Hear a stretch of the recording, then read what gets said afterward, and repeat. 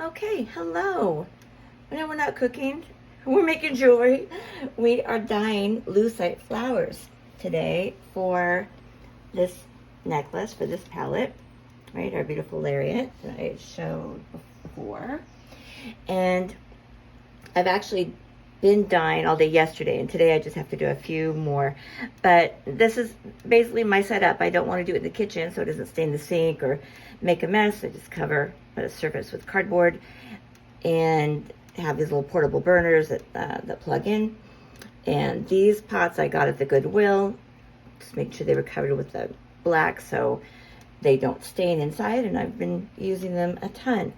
So I just use a RIT dye, like fabric dye, to dye lucite flowers.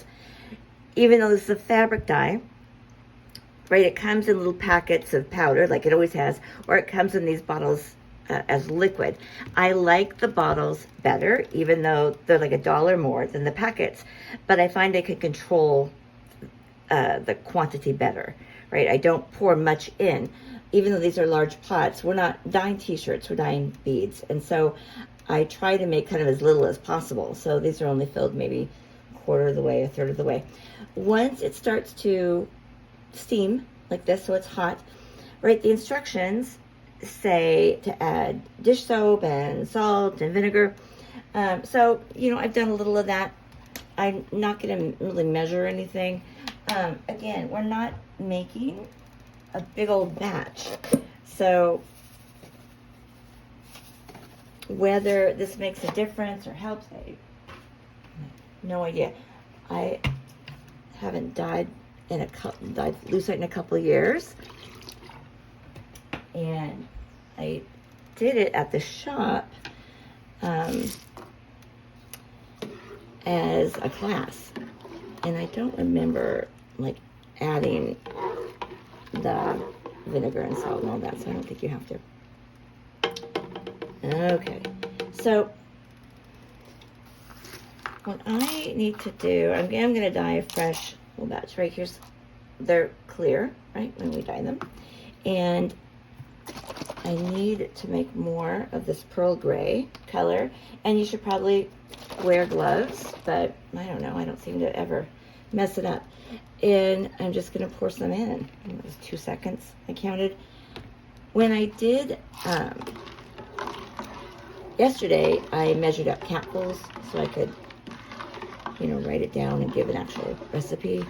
I don't know, like 10. It depends on the color you're doing and what color you're going for. I tend to mix a lot of colors.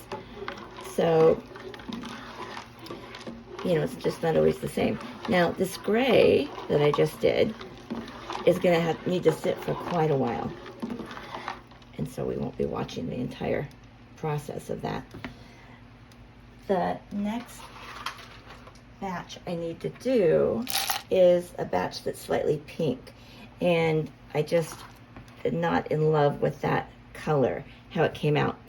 Now, so I'm going to do a little bit of this wine color. Yes, very dark, but it depends how long, you know, you leave it in there, right? And we're going to keep checking on it.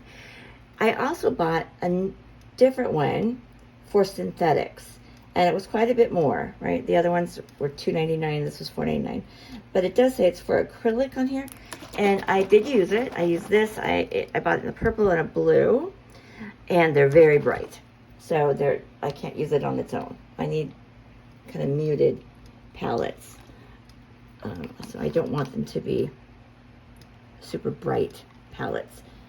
I need all the colors to,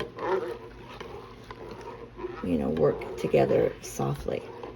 So I just mixed a little bit of that wine and the purple, and we'll see what happens. I made a little batch with that purple that turned out too bright, and so I put it in straight, just the wine, and those turned out really nice.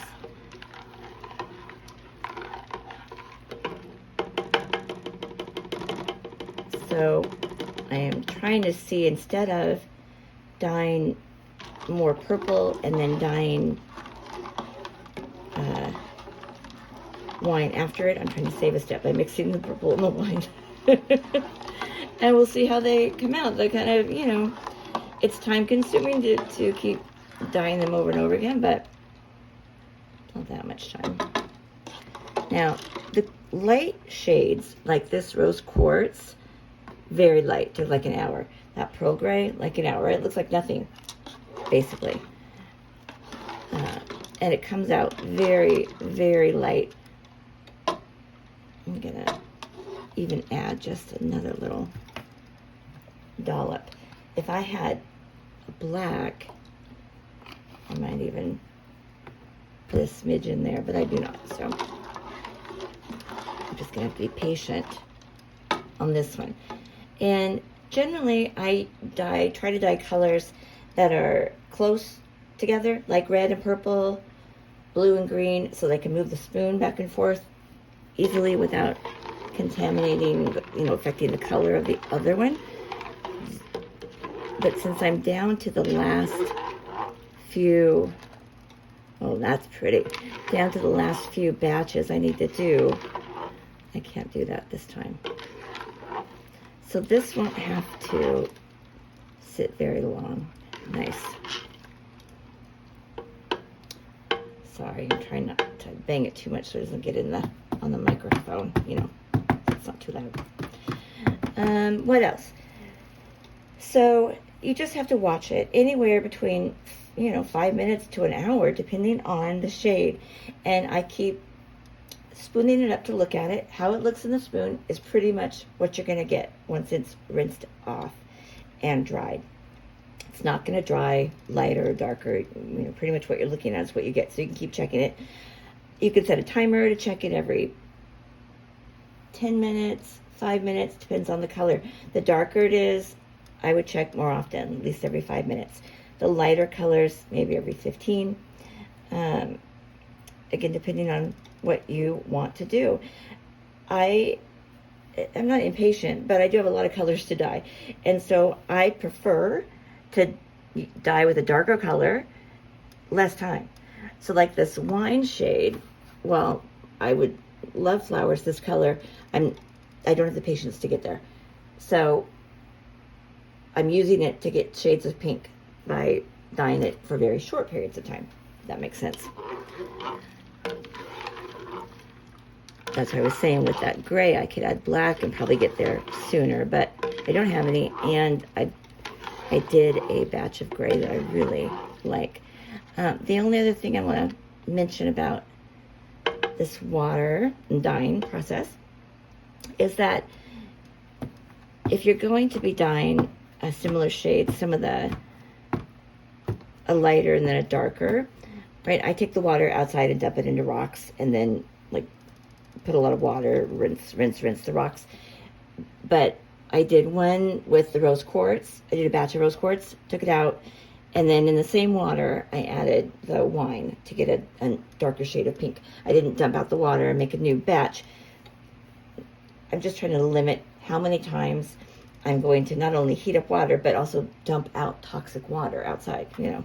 So I'm trying to make it as efficient as possible. There's no point to me to keep looking at the gray. It's going to be a while. Okay, but I am going to walk the camera over here to show you ones I've already dyed. Sorry for the movement. This is just the easiest way for me to share things right now. Okay, so these are some that have dried. This was the evening blue shade, which I really loved. And then I mixed the aquamarine and teal and got this shade, which is okay. The first time I did that synthetic blue came out, this was too bright. I can't use that. But I'm saving one of each color so I remember. And this was the purple on its own. Also gorgeous, just too bright. This is that pearl gray. I'm sorry if this looks dark. This is just where I'm having them dry. But it's beautiful. And it's going to mix gorgeous. This is going to be a stunning palette with this mix. And then this is the rose quartz. very pale pink. This is when I added a little bit of that wine shade to it. And then this purple was gray. I took some of the gray and dyed it purple. And so it's a little more muted, right? So it's just a little softer than the straight purple. So the other ones I had that were straight purple, I dyed in that wine color after and got more of this shade, which I think is really pretty.